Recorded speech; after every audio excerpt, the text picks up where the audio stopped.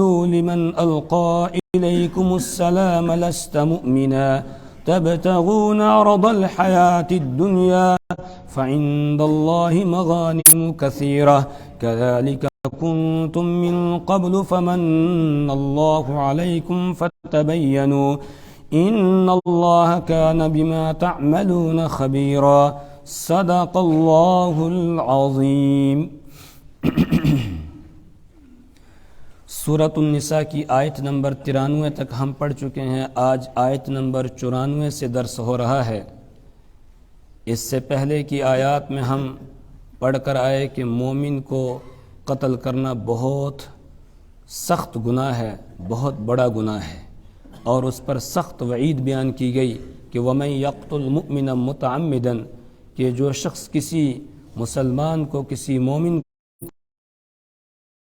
کو کرے گا فَجَزَاؤُهُ جَہَنَّم، تو اس کی سزا جہنم ہے، خالداً فیہا، وہ ہمیشہ اس میں رہے گا، وَغَضِبَ اللَّهُ عَلَيْهِ، اور اللہ اس پر ناراض ہوگا، وَلَعَنَهُ، اور اس پر لعنت بھیجے گا، عذابًا عظیما، اور اللہ نے اس کے لیے بڑا عذاب تیار کر کے رکھا ہے کہ جو کسی مومن کو قتل کر دے. اب مومن اور غیر مومن کی پہچان کیسے ہوگی؟ کیسے پتہ چلے گا یہ مومن ہے اور کیسے پتہ چلے گا کہ یہ غیر مومن ہے؟ اس کا کیسے پتہ چلے گا؟ اس کے لیے آگے ہدایات دی جا رہی ہیں کہ تم ظاہر کے مکلف ہو. اگر کوئی آدمی ظاہر میں تمہارے سامنے کلمہ پڑھ رہا ہے، تمہیں سلام کر رہا ہے، یہ علامتیں پائی جا رہی ہیں، اور کفر کی کوئی علامت اس وقت میں اس کے اندر نہیں ہے، تو بس یہ مسلمان ہے.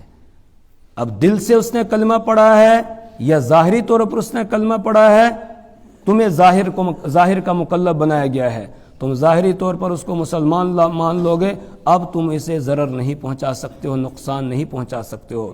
بلکہ عین میدان جنگ ہو اور میدان جنگ میں لڑائی چل رہی ہے، اس وقت میں اگر کوئی تمہارے سامنے اس قوم کا آدمی جن کے ساتھ تمہاری جنگ لگی ہوئی ہے وہ تمہیں سلام کرتا ہے اور کلمہ پڑھتا ہے، تو بس اب تمہارے لیے اس کے ساتھ چھیڑ چھاڑ کرنا جائز نہیں ہے. بلکہ وَإِنْ أَحَدٌ مِّنَ الْمُشْرِكِينَ اسْتَجَارَكَ فَأَجِرْهُ حَتَّى يَسْمَعَ كَلَامَ اللَّهِ، اگر عین میدان جنگ میں کوئی آدمی تم سے یہ کہے کہ مجھے تھوڑی سی مہلت دو، میں اللہ کا قرآن سننا چاہتا ہوں، قرآن سننے کے بعد فیصلہ کروں گا کہ مجھے مسلمان بننا ہے کہ نہیں بننا ہے، تو کہا اس کو تم پناہ دے دو، اس کے ساتھ چھیڑ چھاڑ نہ کرو یہاں تک کہ وہ اللہ کا کلام سنے. کلام سننے کے بعد پھر تم اس کو اس کی محفوظ جگہ پر پہنچا دو. اب اس کے ساتھ چھیڑ چھاڑ کرنے کی اجازت نہیں ہے. تو سخت اصول بیان کیے گئے کہ ایسے ہی نہیں کہ کسی کو یہ سمجھا ہاں یہ تو منافق ہوگا، یہ تو غدار ہوگا، بس اس کو قتل کر دو. نہیں، اس طریقے سے کرنے کی اجازت نہیں ہے. ایسا ہی ایک واقعہ رسول اکرم صلی اللہ علیہ وسلم کے زمانے میں پیش آ گیا. رسول پاک صلی اللہ علیہ وسلم نے صحابہ کرام کا ایک لشکر روانہ کیا جہاد پر. وہ گئے اور جہاد مکمل ہوا، اس کے بعد واپس لوٹ رہے تھے. تو جس قوم کے ساتھ جنگ تھی اسی قوم کا ایک آدمی راستے میں اپنی بھیڑ بکریوں کے ساتھ تھا، اور اس نے جب دیکھا مسلمان نعرے لگاتے ہوئے آ رہے ہیں، وہ راستے میں کھڑا ہو گیا. اور یہ مسلمان ہو چکا تھا، یہ آدمی مسلمان ہو چکا تھا. خوش ہو گیا کہ میرے مسلمان بھائی آ رہے ہیں، راستے میں کھڑا ہو گیا. جیسے وہ آئے ان کو سلام کیا اور اس کے بعد کلمہ شہادت بھی پڑھا، اشہد ان لا الہ الا اللہ واشہد ان محمدًا عبدہ ورسولہ. لیکن مسلمانوں نے یہ سمجھا کہ یہ صرف موت کے ڈر کی وجہ سے اور اپنے مال کو بچانے کے لیے کلمہ پڑھ رہا ہے.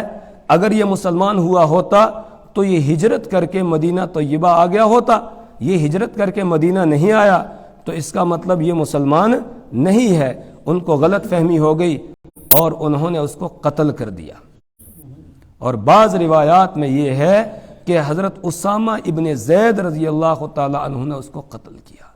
لیکن جیسے قتل کے ایک دم دل کے اوپر چوٹ لگی کہ اس نے کلمہ پڑھا تھا، کہیں میں نے غلطی تو نہیں کر دی. پھر آئے اور آ کر رسول پاک صلی اللہ علیہ وسلم کے سامنے اس کا تذکرہ کیا۔ آپ صلی اللہ علیہ وسلم نے فرمایا تم نے کیسے اس کو قتل کر دیا جبکہ وہ کلمہ پڑھ رہا تھا؟ تو انہوں نے کہا کہ یا رسول اللہ اس نے یہ بات کہی تھی خوفا من السلاح، ہتھیار سے ڈر کر اس نے یہ کلمہ پڑھا تھا۔ رسول پاک صلی اللہ علیہ وسلم نے فرمایا افلا شققت قلبہ، کیا تم نے اس کے دل کو چیر کر نہیں دیکھا کہ اس کے دل میں کلمہ ہے یا نہیں؟ تمہیں تو ظاہر کا مکلف بنایا گیا ہے، جب اس نے کلمہ پڑھ لیا تھا اب تم نے کیسے اس کو قتل کر دیا؟ اور پھر آپ نے فرمایا تمہارے اس عمل سے میں بری ہوں، تمہارے اس عمل سے میں بری ہوں کہ تم نے کیسے اس کو قتل کر دیا۔ اس پر اللہ نے یہ آیت کریمہ نازل فرما کر ایمان والوں کو تنبیہ کی کہ جب تمہیں کوئی سلام کرے تو تم اس کو یہ نہ کہو کہ تم مومن نہیں ہے اور پھر تم اس کے قتل کے در پہ ہو جاؤ، نہیں، تم ظاہر کے مکلف ہو۔ جب ظاہری طور پر اس نے کلمہ پڑھ لیا اب وہ تمہارا مسلمان بھائی ہے، اب تم اس کے ساتھ چھیڑ چھاڑ نہیں کر سکتے ہو۔ یا ایھا الذین آمنوا اذا ضربتم فی سبیل اللہ، یا ایھا الذین آمنوا، اے وہ لوگو جو ایمان لائے ہو، اذا ضربتم فی سبیل اللہ، جب تم چلو پھرو اللہ کے راستے میں، یعنی جب تم اللہ کے راستے میں جان کی قربانی دینے کے لیے نکلو، جہاد کے لیے نکلو، تو فتبینوا، تو خوب تحقیق کر لیا کرو، کہیں ایسا نہ ہو کہ تم اپنی ہی مسلمان بھائیوں کو ہی مارتے رہو، تحقیق کر لیا کرو۔ وَلَا تَقُولُوا لِمَنْ أَلْقَى إِلَيْكُمُ السَّلَامَ لَسْتَ مُؤْمِنًا، وَلَا تَقُولُوا، اور نہ کہو تم، لِمَنْ أَلْقَى إِلَيْكُمُ السَّلَامَ، اس شخص کے متعلق جس نے تمہیں سلام کیا ہو، لَسْتَ مُؤْمِنًا، کہ تم مومن نہیں ہے۔ جب اس نے سلام کیا، سلام کرنا یہ مسلمانوں کا شعار ہے، تو لہٰذا اب تم اس کو مسلمان سمجھو، اور پھر اس نے تو کلمہ بھی پڑھ لیا تھا، اور جب کلمہ بھی اس نے پڑھ لیا پھر تم کیسے کہہ سکتے ہو لست مؤمنا کہ تم مومن نہیں ہے؟ اور یہاں ایک بات یہ ہوئی کہ انہوں نے اس کو قتل کیا، قتل کرنے کے بعد اس کی جو بھیڑ بکریاں تھیں ان کو مال غنیمت سمجھ کر لے آئے، اس پر اللہ نے تنبیہ کی تبتغون عرض الحیات الدنیا، تم دنیاوی زندگی کے سامان کو تلاش کرتے ہو، تبتغون عرض الحیات الدنیا، تم دنیاوی زندگی کے سامان کو تلاش کرتے ہو۔ حالانکہ صحابہ تو اخلاص کے ساتھ صرف اللہ کی رضا کی خاطر نکلتے تھے، لیکن چونکہ مال بھی مال غنیمت کے طور پر یہ لے کر آئے تھے تو اس پر اللہ نے تنبیہ فرمائی کہ تمہارے کسی عمل سے یہ ظاہر نہیں ہونا چاہیے کہ ان کو مال کی لالچ ہے۔ کیوں؟ اس لیے کہ تمہیں قیامت تک کے انسانوں کے لیے مقتدی بنایا جائے گا، اور پھر تمہارے متعلق یہ اعلان کیا جائے گا فَإِنْ آمَنُوا بِمِثْلِ مَا آمَنْتُمْ بِهِ فَقَدِ اهْتَدَوْا، کہ بعد والے لوگ اگر ویسے ایمان لائیں گے جیسے اے صحابہ تم نے ایمان لایا ہے، فَقَدِ اهْتَدَوْا، تو وہ ہدایت یافتہ ہوں گے۔ تمہیں پوری دنیا کے انسانوں کے لیے مقتدی بنایا جا رہا ہے، اور تمہارے بارے میں میں نے اپنے پیغمبر سے بھی یہ اعلان کروانا ہے اصحابی کالنجوم بیئہم اقتدیتم اہتدیتم، میرے صحابہ ستاروں کے مانند ہے، لہذا ان میں سے جس کی بھی تم اقتداء کر لو گے تم ہدایت یافتہ ہو جاؤ گے، تم راہ پا جاؤ گے۔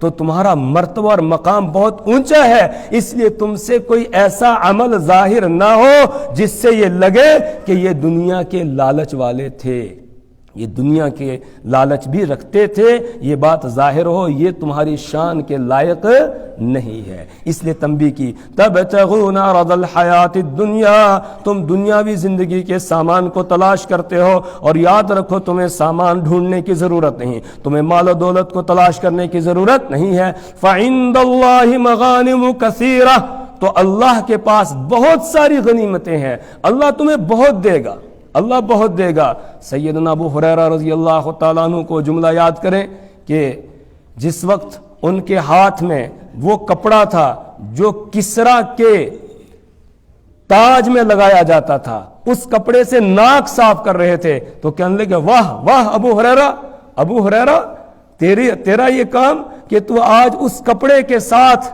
اپنا ناک صاف کر رہا ہے جو کسرا کے یعنی ایران کے بادشاہ کے تاج میں لگایا جاتا ہے. ذرا یاد کر اس وقت تیرا کیا حال ہوتا تھا کہ جب تو اصحاب صفہ میں سے تھا اور بھوک کی وجہ سے تجھے دورہ پڑتا تھا اور تو بے ہوش ہو کر گر پڑتا تھا تو لوگ آ کر تیری گردن پر پاؤں رکھتے تھے, کہتے تھے اس کو مرغی کا دورہ پڑ گیا ہے.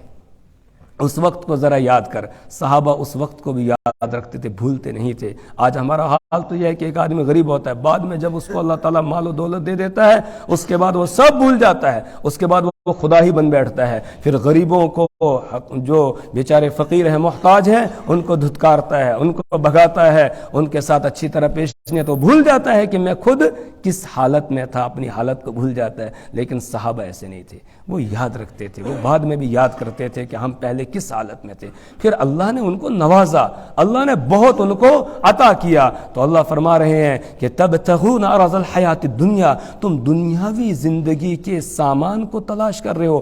فعند اللہ مغانم کثیرہ, اللہ کے پاس تو بہت مال غنیمت ہے. مسلمان نہ تو زر, زمین, زن ان میں سے کسی کے لیے بھی لڑتا نہیں ہے, بلکہ اس کی لڑائی تو صرف اعلاء کلمت اللہ کے لیے, اللہ کے کلمے کی سر بلندی کے لیے ہوتی ہے. وہ عورتوں کے لیے نہیں لڑتا, وہ مال و دولت کے لیے نہیں لڑتا ہے, وہ زمین جائیداد کے لیے نہیں لڑتا ہے, محض اللہ کو راضی کرنے کے لیے وہ لڑتا ہے. تو فعند اللہ مغانم کثیرہ. اور ساتھ ہی یہ یاد دہانی کرائی کہ آج تم نے اس آدمی کو قتل کر دیا یہ کہہ کے کہ لست مؤمنا, تو مومن نہیں ہے, اور دلیل تم نے یہ بیان کی اگر یہ مومن ہوتا تو یہ ہجرت کر کے مدینہ طیبہ آ گیا ہوتا.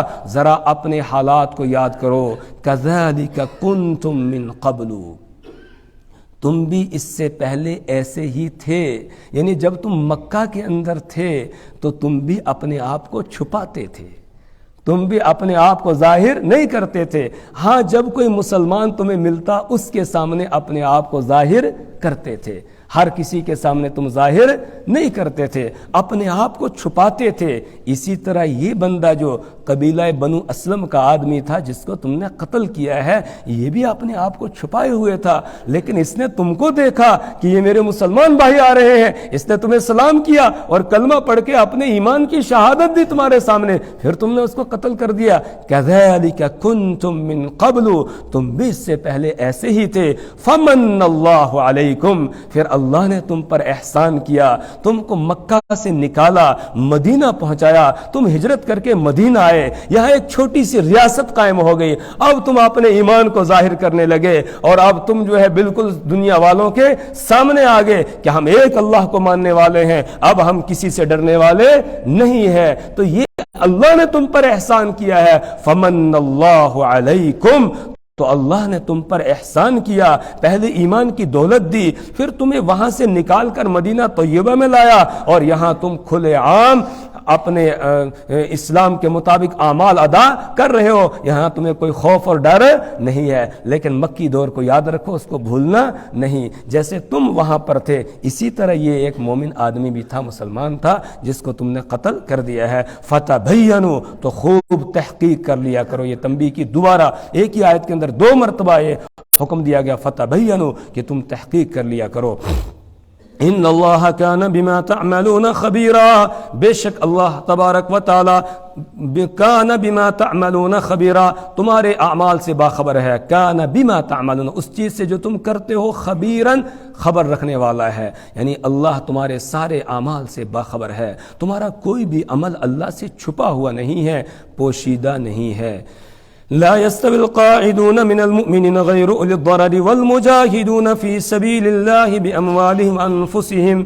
بہت پیچھے سے قتال فی سبیل اللہ کا بیان چلا آ رہا ہے. اب یہاں اللہ تعالیٰ وہ شخص کے جو اپنا سب کچھ اللہ کے دین کی سربلندی کے لیے قربان کرنے والا ہے, قربانیاں دینے والا ہے, وہ, اور ایک وہ شخص کہ جو دین کے لیے قربانیاں دینے والا نہیں ہے.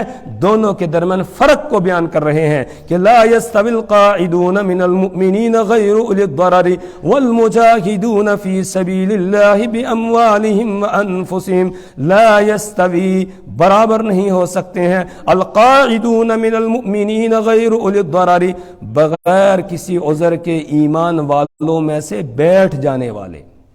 القاعدون بیٹھ جانے والے، من المؤمنین ایمان والوں سے، غیر اولی الضرر بغیر کسی عذر کے، یعنی انہیں کوئی ضرر نہیں ہے، انہیں کوئی عذر نہیں ہے، عذر کے بغیر ہی وہ گھر میں بیٹھے ہوئے ہیں اور وہ اللہ کے راستے میں اپنی جان کو قربان کرنے کے لیے نکلے نہیں ہیں، اپنا مال قربان کرنے کے لیے نکلے نہیں ہیں، بلکہ گھروں ہی کے اندر بیٹھے ہوئے ہیں. وہ والمجاہدون فی سبیل اللہ باموالہم وانفسہم، اور وہ لوگ کہ جو اللہ کے راستے میں جہاد کرنے والے ہیں، باموالہم اپنے مالوں کے ذریعہ سے، وانفسہم اور اپنی جانوں کے ذریعہ سے. یہ دونوں برابر نہیں ہو سکتے ہیں. جو گھروں میں بیٹھنے والے ہیں وہ، اور جو اعلاء کلمت اللہ کے لیے اپنی جان ہتھیلی پہ رکھ کر نکلے ہوئے ہیں، اپنے جان مال کی کوئی پرواہ نہیں کرتے ہیں، وہ یہ دونوں برابر نہیں ہو سکتے ہیں. دونوں میں فرق مراتب ہے. یہاں ایک شرط لگائی کہ بغیر عذر کے. اس سے معلوم ہوا اگر کوئی عذر کی وجہ سے ہے اور دل میں اس کے یہ جذبہ ہے کہ مجھے بھی اللہ نے ہمت دی ہوتی، میں بھی اللہ کے دین کی سربلندی کے لیے نکلتا، تو اس کا یہ حکم نہیں ہے. اس کو تو مجاہدین میں ہی شمار کیا جائے گا، اس کو تو قربانیاں دینے والوں میں ہی شمار کیا جائے گا. جیسے کہ غزوہ تبوک سے جب رسول پاک صلی اللہ علیہ وسلم واپس تشریف لا رہے تھے، اور غزوہ تبوک تقریباً 900 کلومیٹر کا سفر تھا اور سخت گرمی کے موسم میں ہے، اور بعض صحابہ ایسے ہیں جن کے پاس سواریاں بھی نہیں ہے، پیادل چل رہے ہیں. چلتے چلتے ان کے پیر پھٹ گئے تھے، پیروں سے خون بھی بہہ رہا تھا، شدت کی گرمی تھی. رسول پاک صلی اللہ علیہ وسلم نے یہ سفر کیا اور پھر جنگ نہیں ہوئی. جنگ کامیاب ہو کر واپس آ گئے، یعنی جو دشمن تھا رومی وہ سامنے آئے ہی نہیں. ان کے اوپر رعب اللہ نے ڈال دیا کہ رسول پاک صلی اللہ علیہ وسلم کی عمر مبارک 62 یا 63 سال کا بوڑھا آدمی، وہ اتنی ہمت کر رہا ہے کہ مدینہ سے چل کے یہاں پہنچ گیا، 900 کلومیٹر کا سفر طے کر کے یہاں آ گیا ہے، تو ہم کہاں اس کا مقابلہ کر سکتے ہیں. اس لیے رومی مقابلے کے لیے آئے ہی نہیں. اور آپ صلی اللہ علیہ وسلم نے کچھ دن وہاں قیام کیا، اس کے بعد آپ واپس تشریف لائے. جب آپ واپس آ رہے تھے، آپ صلی اللہ علیہ وسلم نے فرمایا مدینہ میں کچھ لوگ ایسے ہیں کہ جو گھروں میں بیٹھے ہوئے ہیں، تمہارے ساتھ وہ شریک نہیں ہوئے، لیکن کوئی وادی، کوئی ٹیلا، کوئی گھاٹی ایسی نہیں ہے کہ جہاں میں نے ان کو چلتے ہوئے نہ دیکھا ہو. نہ دیکھنے کا مطلب یہ ہے کہ ان کو بھی برابر اتنا ہی ثواب ملا جتنا تم کو ملا ہے. ان کو بھی برابر اتنا ہی ثواب ملا جتنا تم کو ملا ہے، باوجود اس کے کہ وہ گھروں میں بیٹھے ہوئے ہیں، لیکن وہ بھی گویا تمہارے ساتھ ان گھاٹیوں میں، ان وادیوں میں، ان ٹیلوں پر، ان پہاڑوں میں وہ چلے ہیں اور انہوں نے یہ راستہ طے کیا ہے. صحابہ نے عرض کیا یا رسول اللہ وہ کون ہے؟ آپ نے فرمایا کہ وہ معذور مسلمان ہے جو دل کے اندر تمنا تو رکھتے تھے، جذبہ تو رکھتے تھے، لیکن عذر کی وجہ سے وہ آ نہیں سکے ہیں. وہ اجر میں بالکل تمہارے برابر ہیں. اللہ نے اتنا ہی اجر ان کو دے دیا جتنا تمہیں دے دیا ہے. اور مسلم شریف کی ایک روایت ہے، اللہ کے رسول صلی اللہ علیہ وسلم نے ارشاد فرمایا من سأل اللہ الشہادۃ صادقا من قلبہ، جو آدمی اللہ سے شہادت کی درخواست کرتا ہے سچے دل سے، تو بلغہ اللہ منازل الشہداء وان مات علی فراشہ، اللہ تعالیٰ اس کو شہداء کے درجے تک پہنچا دیتے ہیں اگرچہ وہ بستر پر ہی انتقال کر جائے، تب بھی اللہ تعالیٰ اس کو شہیدوں کے ساتھ شمار کرتے ہیں. اسی طرح ایک روایت میں اللہ کے رسول صلی اللہ علیہ وسلم نے ارشاد فرمایا من مات ولم یغزو، جس کا انتقال ہو گیا اور اس نے اپنی جان کو پیش کرنے کے لیے سوچا ہی نہیں، اپنے دل میں کبھی نیت بھی نہیں کی اس نے، تو مات علی شعبۃ من نفاق، وہ نفاق کے ایک شعبے پر مرے گا، وہ منافق ہے گویا.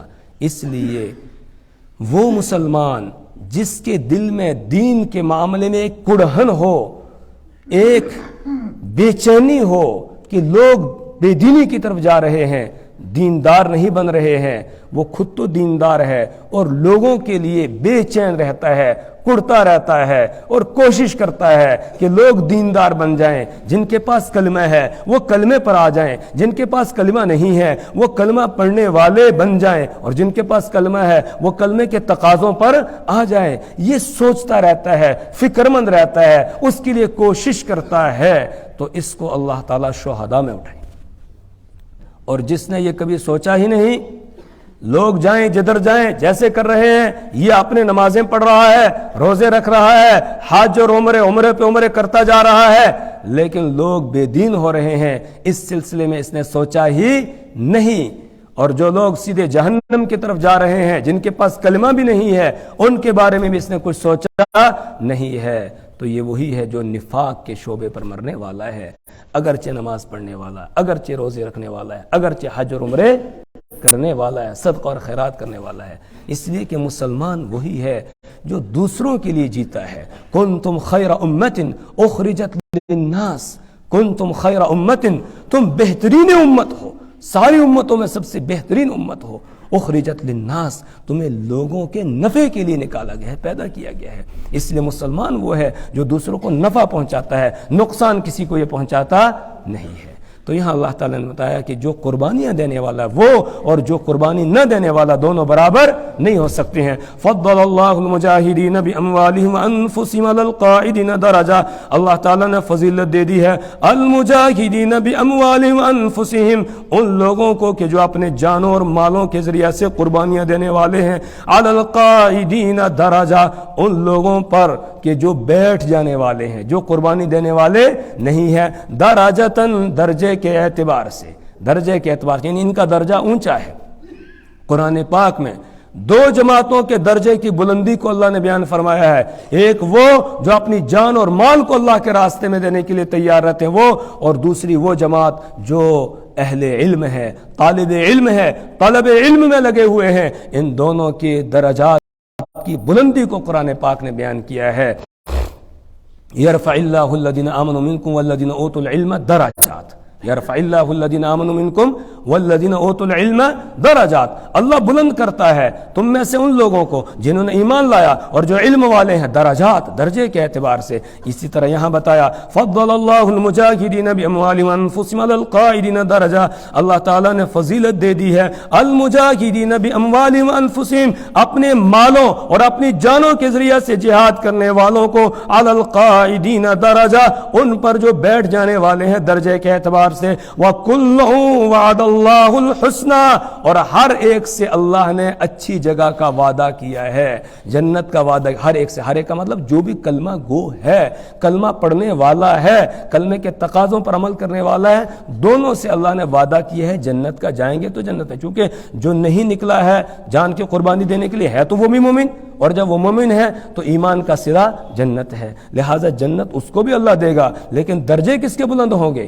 جو جان مال کو پیش کرنے والا ہے۔ وَفَضَّلَ اللَّهُ الْمُجَاهِدِينَ عَلَى الْقَاعِدِينَ أَجْرًا عَظِيمًا، اور اللہ تعالیٰ نے فضیلت دے دی ہے المجاہدین علی القاعدین، جہاد کرنے والوں کو، بیٹھ جانے والوں پر، اجرًا عظیما، بڑے اجر میں، بڑے اجر کے اعتبار سے اللہ نے ان کو فضیلت دے دی ہے۔ وہ بڑا اجر کیا ہے؟